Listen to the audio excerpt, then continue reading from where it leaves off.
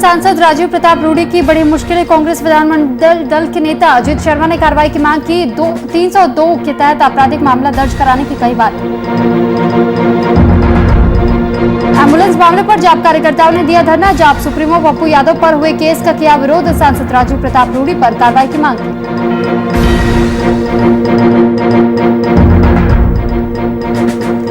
देश भर में कोरोना का कहर लगातार जारी। फिरोजाबाद में 18 से 44 साल तक के लोगों का वैक्सीनेशन जारी। युवाओं में कोरोना टीका लगवाने में दिखी बड़ी दिलचस्पी।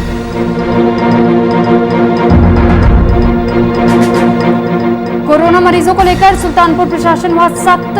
अस्पताल परिसर में लगाए गए नए सीसीटीवी कैमरा। सीसीटीवी कैमरों में रखी जाएगी मरीजों की निगरानी।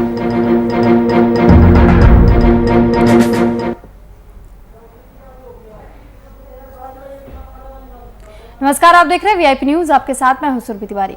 तो खबरों की शुरुआत करेंगे। दरअसल भागलपुर में भाजपा नेता और सारण सांसद राजीव प्रताप रूडी पर हत्या का मामला दर्ज किए जाने की कांग्रेस विधानमंडल दल के नेता अजीत शर्मा ने मांग की है। दरअसल जाप के राष्ट्रीय अध्यक्ष और पूर्व सांसद पप्पू यादव की तरफ से सारण के सांसद के आवासीय कार्यालय से दर्जनों एम्बुलेंस बरामद किए गए थे, जिसके बाद कांग्रेस विधानमंडल दल के नेता और भागलपुर विधायक अजीत शर्मा ने भाजपा नेता सारण के जिला अधिकारी, सिविल सर्जन समेत अधिकारी पर धारा 302 के तहत आपराधिक मामला दर्ज किए जाने की मांग सरकार से की है।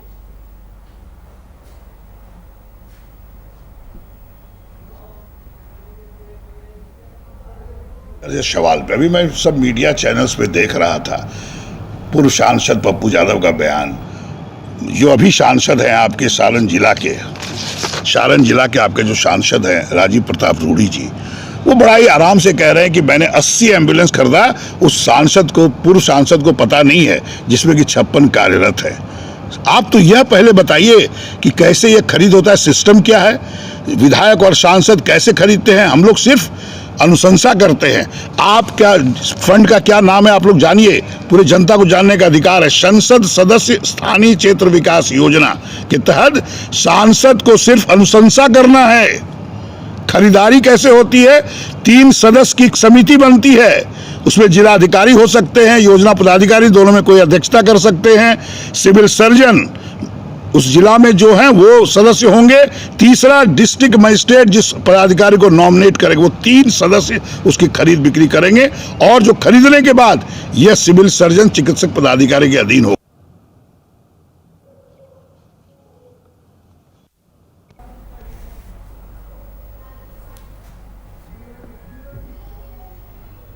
और इस पर अधिक जानकारी के साथ राजीव पांडे, ब्यूरो चीफ, हमारे साथ जुड़ चुके हैं। तो राजीव जी, जानकारी चाहेंगे आपसे कि जिस तरीके की खबर सामने आई है, अजीत शर्मा ने जो मांग की है राज्य सरकार से कि जो खास तौर पर अगर राजीव प्रताप रूडी की बात हम करते तो उन पर हत्या का मामला दर्ज कराने का जिक्र उन्होंने किया है 302 के तहत में, तो क्या इस पर कोई एक्शन लिए जाने की खबर अब तक सामने आ रही है? ऐसा है कि हमारे विधायक के द्वारा ये कहा गया है कि राजीव प्रताप रूडी जी के द्वारा जो एम्बुलेंस खरीदी गई है, पहले तो उसका नियम गलत है। नियम के तहत अगर होना चाहिए तो वो प्राधिकार के तहत जो है उसमें जिलाधिकारी या उनके नॉमिनेट किए हुए कोई सदस्य होते हैं, सीएस होते हैं, और उसके बाद ही ये खरीदा जाता है। ऐसा नहीं है कि सीधा सीधा, जैसा इनका कहना है, ऐसा नहीं है कि सीधा सीधा जो है वो अपने मन से अपने से खरीद कर सकते हैं। तो इसके तहत जो है उन्होंने कहा है कि ये जो धोखाधड़ी हुआ है या ये जो गलत काम हुआ है, इसके चलते उन्होंने कहा कि इनके ऊपर हत्या का मुकदमा दायर होना चाहिए। इसको लेके जो है उन्होंने स्पष्टतया प्रेस कॉन्फ्रेंस जारी करते हुए उन्होंने कहा कि ये सरासरी गलत काम राजीव प्रताप रूडी जी के द्वारा हुआ है, जो कि नहीं होना चाहिए। इसके लिए एक निधि होता है और वो सीधा सीधा नहीं खरीदा जा सकता। जी ठीक है, लेकिन राजीव जी, सवाल तो यही खड़े हो रहे हैं कि अगर मान लीजिए इनका ये कहना भी है, क्योंकि अगर ये सवाल उठ रहे हैं और 302 के तहत ये मांग की जा रही है कि इन पर आपराधिक मामला चलना चाहिए, तो उनका तो ये कहना है कि अगर उनके आवास पर इस तरीके से एम्बुलेंस खड़े थे, कई जानें बचाई जा सकती थी। क्या ये धाराओं के तहत में इस तरीके की मांग सही, उचित ठहराया जा सकता है? ऐसा है कि ये जो गलत काम किया गया है, इससे जो है इस एम्बुलेंस खरीद के मामले के तहत इससे कई लोगों की जान को बचाया जा सकता था इस कोरोना की घड़ी में। लेकिन इनके द्वारा ऐसा ना करके सीधा सीधा जो खरीद किया गया है, इसमें ये जो है लोगों की जो जाने गई है, इसको बचाने के लिए ऐसा नहीं किया जाना चाहिए। और इस पर जो है जिनकी मृत्यु हुई है, मतलब जो पेशेंट लोग जिनकी मृत्यु हुई है, तो इसको देखते हुए ये विधायक जी का कहना है कि इसको लेके जो है राजीव प्रताप रूढ़ी के ऊपर सीधा मुकदमा 302 का होना चाहिए। ठीक, चलिए बहुत धन्यवाद राजीव जी आपका तमाम जानकारी हम तक पहुंचाने के लिए।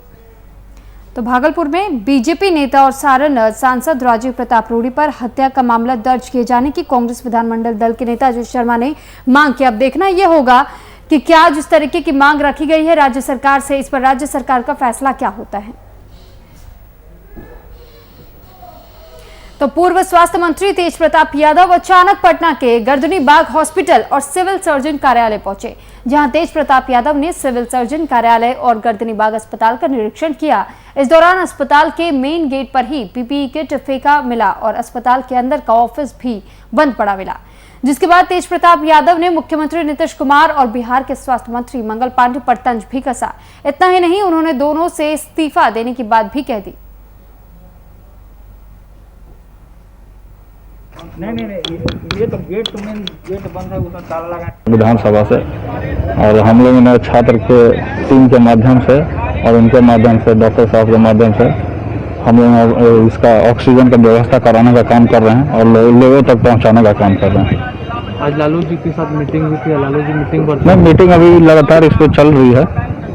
तो जिस तरीके से कोरोना काल है और सोशल डिस्टेंस का पालन करते हुए जिस तरीके से लोग अब आए दिन देख लीजिए कि लोग मर रहे हैं और सरकार ने तो समझिए कि पूरे तरीके से खजाना जो है सरकार का पूरे तरीके से खाली हो गया।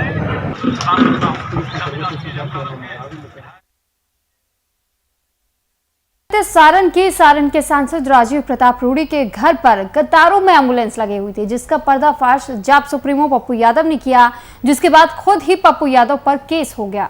आज पटना में जाप के प्रदेश महासचिव प्रेमचंद सिंह ने कहा कि हमारे आदरणीय पप्पू यादव ने बातों का उजागर किया और लोगों को वहां तक पहुंचाया और उल्टा उन पर ही मुकदमा कर दिया गया, जिसको लेकर हम सभी धरने पर बैठे हैं। हमारी सरकार से मांग है कि इस पर उचित कार्रवाई की जाए और सांसद राजीव प्रताप रूढ़ी पर कोविड प्रोटोकॉल के तहत केस भी किया जाए। उनके गुनाहों के एम्बुलेंस आज यह राज्यव्यापी हमारी पार्टी के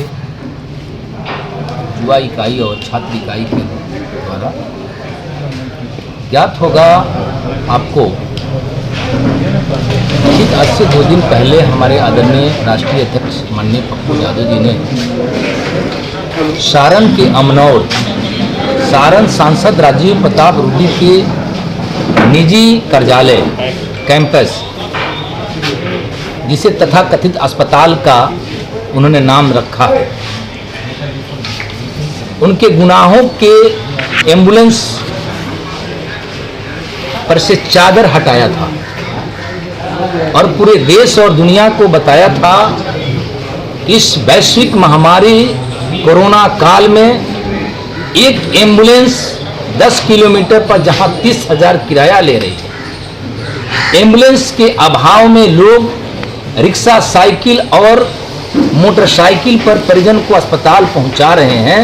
और ऐसी परिस्थिति में 40 का 40 एम्बुलेंस भाजपा सांसद राजीव प्रताप रूढ़ी के निजी आवासीय कार्यालय पर पड़ा हुआ है। आज यह राज्यव्यापी हमारी पार्टी के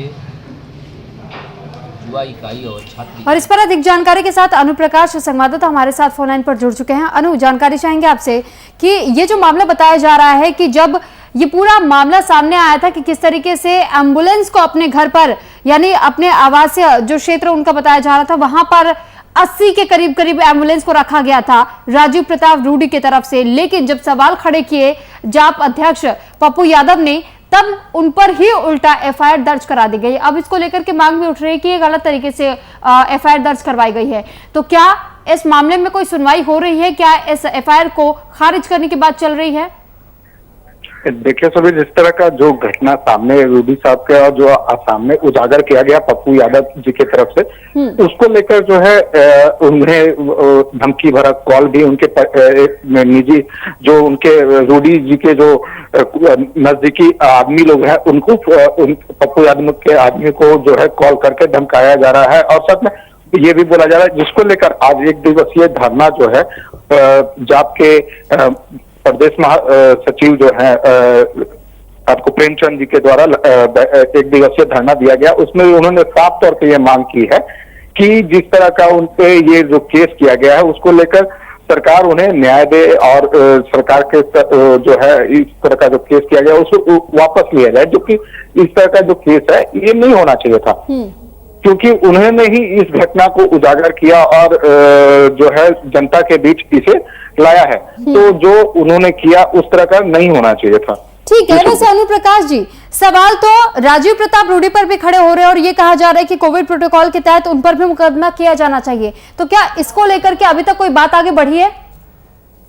देखिए, इसको लेकर जो है रूडी साहब पे अभी तक कोई ऐसा केस नहीं किया गया है, ना कि इसको लेकर पप्पू यादव ने भी मांग की थी प्रेस कॉन्फ्रेंस पिछले दिनों करके, उन्होंने भी ये मांग की कि अभी तक जो है रूडी जी पे जो है कोई केस नहीं किया गया है, ना ही कोई एक्शन लिया गया। तो क्या सरकार जो है वो सिर्फ जो भी निर्दोष होते हैं उनपे ही सिर्फ कोई भी मुकदमा या केस किया जाए? तो इसको लेकर पप्पू यादव ने भी एक प्रेस कॉन्फ्रेंस करके इसकी मांग की थी, लेकिन उसका कोई सुना नहीं। लेकिन आज जो है 1 दिवसीय धरना देकर सरकार से ये उन्होंने अपील की है कि जो भी केस है वो वापस ली जाए और उसकी निष्पक्षता से जो है वो जांच की जाए। जी ठीक, चलिए बहुत धन्यवाद अनु जी आपका तमाम जानकारी हम तक पहुंचाने के लिए। तो अब सारण के सांसद राजीव प्रताप रूडी के घर पर जिस तरीके से एम्बुलेंस पाई गई थी उसके बाद से लगातार पप्पू यादव के सपोर्ट में भी लोग उतर रहे हैं और ये मांग कर रहे हैं कि जिस तरीके से उन पर एफआईआर किया गया वो एक तरीके से अमानवीय चेहरे को उजागर करता है और ऐसे में उसे जल्द से जल्द खारिज किया जाना चाहिए। और वहीं बिहार में कोरोना की जंग में नीतीश सरकार को लोजपा का खुला समर्थन मिल रहा है। वहीं लोजपा के पूर्व जिलाध्यक्ष राकेश कुमार सिंह ने वैक्सीनेशन को कोरोना से बचाव का एकमात्र रास्ता बताया है। उन्होंने मोकामा में वैक्सीन की दूसरी डोज लेने के बाद कहा कि राजनीति से परे हटकर सभी लोगों को कोरोना की जंग में आगे आना चाहिए। साथ ही बिहार के तमाम लोगों से वैक्सीन लेने की भी पुरजोर अपील की।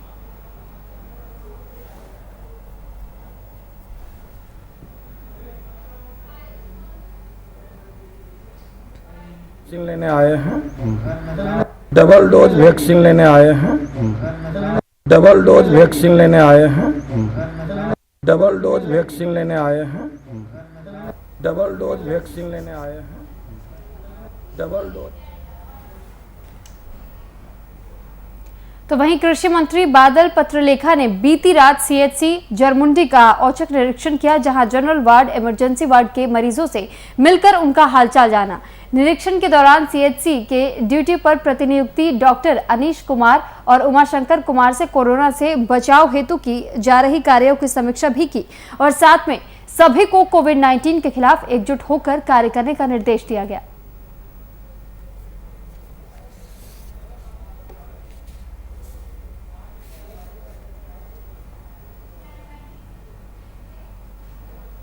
और वहीं फिरोजाबाद के टुंडला नगर के सामुदायिक स्वास्थ्य केंद्र पर 18 वर्ष से 44 वर्ष के बीच वालों को वैक्सीनेशन शुरू कर दिया गया है, जिसके बाद युवाओं ने कोरोना टीका लगवाने में बड़ी दिलचस्पी दिखाई है।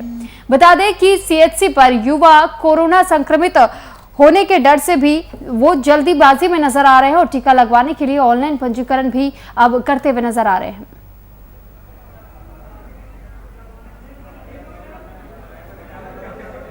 नहीं, ये एक तो इसमें पहले के सापेक्ष में ये अंतर है कि जिन लोगों का वैक्सीनेशन होना है वो लोग अपना रजिस्ट्रेशन करके आएंगे और उनको डेट एंड टाइम मिल जाएगा और उसी सेंटर पर जाके वो कराएंगे, तो इसमें उनको असुविधा नहीं होगी। और आज जैसा आप देख भी रहे होंगे कि काफ़ी लोग जो है इसके लिए आए हैं और ये बहुत अच्छी बात है।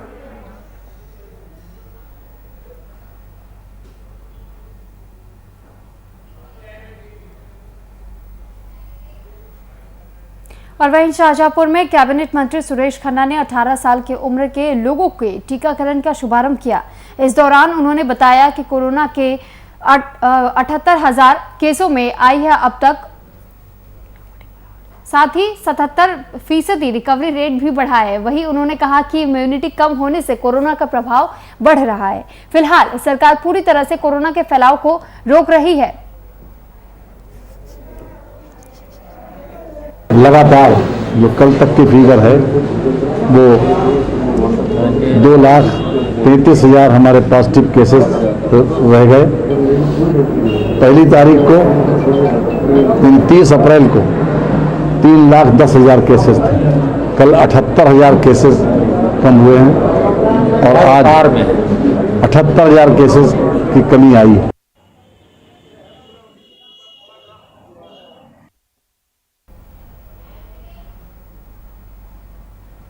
तो झांसी में 18 साल से 44 साल तक का वैक्सीनेशन विधिवत तरीके से शुरू किया गया, जिसके लिए झांसी में कुल 62 केंद्र बनाए गए हैं, जिसमें से 18 से लेकर 44 साल तक के लिए 18 सेंटर और बाकी 44 सेंटर पर 45 साल और उससे ज्यादा के लिए वैक्सीनेशन किया जा रहा है।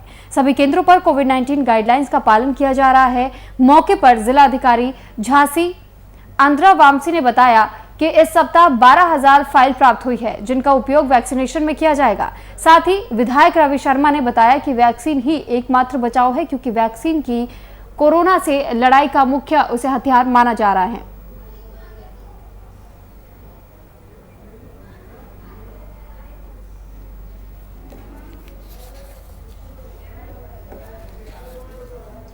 लगभग 62 सेंटर्स पे कोविड वैक्सीनेशन की जो व्यवस्था है सुनिश्चित किया गया है, जिसमें मुख्य रूप से 18 से लेकर 44 साल तक के लोगों के लिए कम से कम 18 सेंटर्स पे है और बाकी जो 45 साल के प्लस वाले जो भी है वो हमारे 44 सेंटर्स पे है। इन सारी साइट्स पे कोविड इन्फेक्शन प्रोटोकॉल और सोशल डिस्टेंसिंग और कोविड वैक्सीनेशन के दौरान ऑब्जर्वेशन टाइम का प्रोटोकॉल जो भी है ध्यान पे रखते हुए प्रतिदिन हम लोग हर साइट में 55 के आसपास वैक्सीनेशन कराने के लिए एक टारगेट बना लिया था। आज से एक अच्छी शुरुआत देश में हुई है कि 18 प्लस वालों को वैक्सीन लगना शुरू हो गई। वैक्सीन ही संक्रमण से बचाव है। जब हम वैक्सीन लगवा लेते हैं निश्चित रूप से जिनको 2 वैक्सीन लग जाएंगी वो इस संक्रमण से बहुत ज़्यादा संक्रमित नहीं होंगे।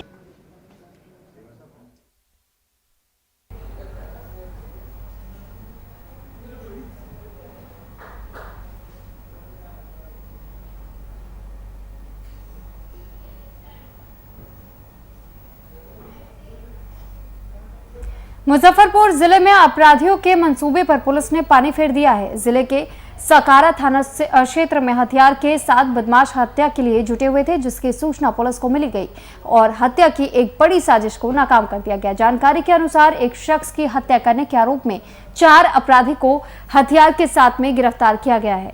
इस मामले में एसएसपी जयंतकांत ने बताया कि पकड़े गए ये सभी अपराधियों ने सेंट्रल जेल में हत्या की साजिश रची थी। साथ ही अवैध शराब से सिंडिकेट के साथ बड़े गिरोह के साथ संलिप्तता सामने आया है। फिलहाल अब इस पूरे मामले की छानबीन की जा रही है।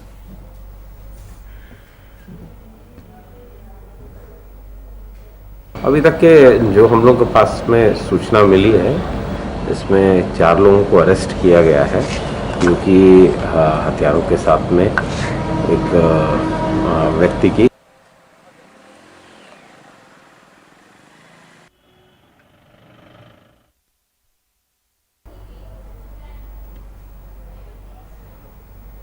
मोकामा के शहरी और ग्रामीण इलाकों में वैक्सीनेशन और कोरोना जांच का कार्य परवान चढ़ रहा है, लेकिन मोकामा नगर परिषद क्षेत्र के मारवाड़ी हाई स्कूल और ग्रामीण पूर्वी क्षेत्र में मरांची अस्पताल में 18 साल से ऊपर और 45 प्लस के उम्र के लोगों को युद्ध स्तर पर वैक्सीन की डोज दी जा रही है। हाइस वैक्सीनेशन कार्य की मॉनिटरिंग के लिए दंडाधिकारियों की भी तैनाती की गई है। बीडीओ ने भी लोगों से कोरोना की जांच में फतह हासिल करने के लिए आगे आने की गुजारिश की है।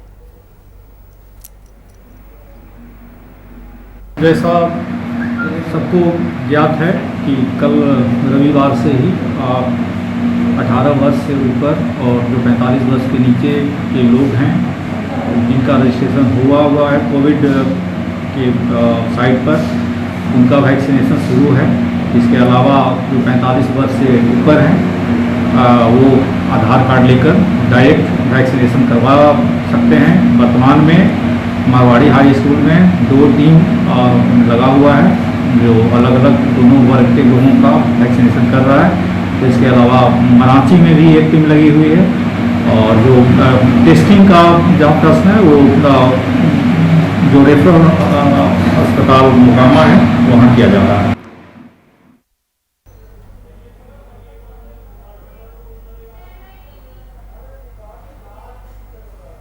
मधुबनी के सभी केंद्रों पर 18 से 44 वर्ष के लोगों को टीका लगाने का कार्य दूसरे दिन भी जारी है। इस दौरान बेनीपट्टी अनुमंडल कार्यालय में परिसर में स्थित ANM स्कूल टीकाकरण केंद्र पर 18 से 44 वर्ष उम्र के युवक युवतियों को टीका लगाया गया। युवक ने काफी उत्साह के साथ कोविड-19 टीके का पहला डोज लिया। वहीं दूसरी ओर SDM अशोक कुमार मंडल ने टीकाकरण केंद्र पर पहुंचकर वैक्सीनेशन कार्य का जायजा लिया।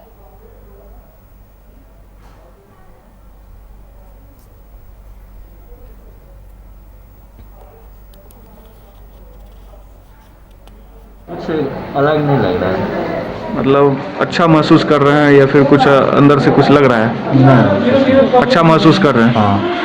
और जो युवा है जो अभी नहीं लिए उनके लिए क्या कहना चाहिएगा आपकी वैक्सीन? मैं तो कहना चाहूँगा कि जो लोग नहीं लिए वो थोड़ा जल्दी ले लें, इससे जो रहेगा अच्छी मेंटेन रहेगा।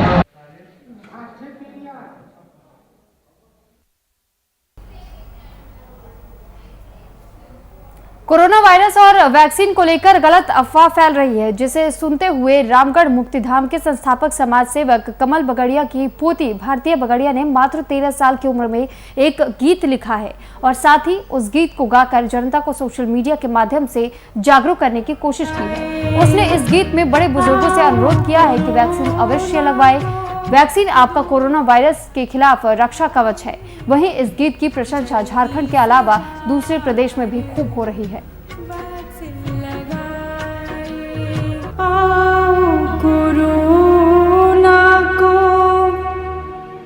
दूर भगाए, जल्दी से जाकर वैक्सीन लगाए।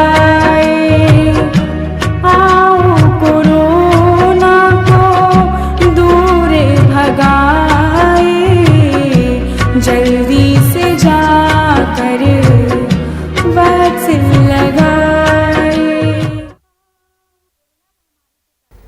को दुखी एवं परेशान देखकर मैं भी बहुत दुखी हो गई थी। मैं चाहती हूं कि लोग वैक्सीन का पूरा लाभ उठाएं और महामारी को रोकने के लिए अपना पूरा सहयोग दें। लोगों को जागरूक करने के लिए मैंने यह गीत गाया है।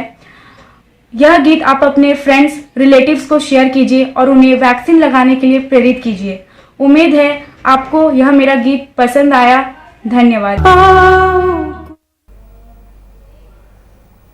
तो कोरोना काल का दौर चल रहा है, ऐसे में प्रशासन बार बार साफ सफाई को लेकर लोगों को जागरूक कर रहा है, लेकिन ऐसे में आम लोग लाख प्रयास कर ले, लेकिन मनेर अस्पताल की व्यवस्था आज भी वैसी ही है जैसे वर्षों पहले हुआ करती थी। लोगों ने सरकार से लेकर अधिकारियों को शिकायत तक कई बार शिकायत कर ली, लेकिन बावजूद इसके प्रशासन सुध लेने को तैयार ही नहीं है।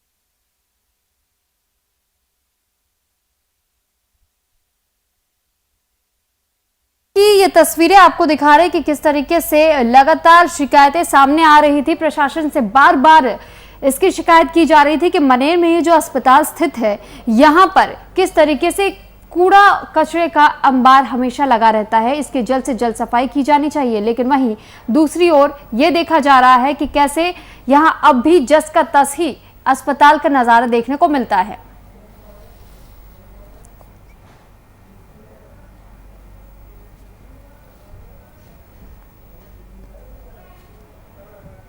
तो मनेर की देखिए तस्वीरें आपको भी दिखा रहे हैं कि कैसे कोरोना काल का दौर, जिस वक्त प्रशासन लगातार ये कोशिश कर रही है कि अस्पताल लेकिन जो हमारे आसपास का इलाका है उसे भी पूरी तरीके से साफ सफाई रखा जा सके, लेकिन वहीं मनेर की एक ऐसा अस्पताल का ये दृश्य हम आपको दिखा रहे हैं जहां पर कूड़े का अंबार बिखरा हुआ है, कूड़े का एक तरीके से पहाड़ भी आप मान सकते हैं कि कैसे यहां पर साफ सफाई को लेकर के काफी ज्यादा कमियां देखी जा रही है। लेकिन ऐसे में आम लोग खास तौर पर कई बार इस अस्पताल को लेकर के शिकायत कर चुके हैं, लेकिन प्रशासन है कि जागने को तैयार नहीं हो रहा है। फिलहाल इस बुलेटिन में इतना ही। आप बने रहिए VIP न्यूज के साथ। नमस्कार।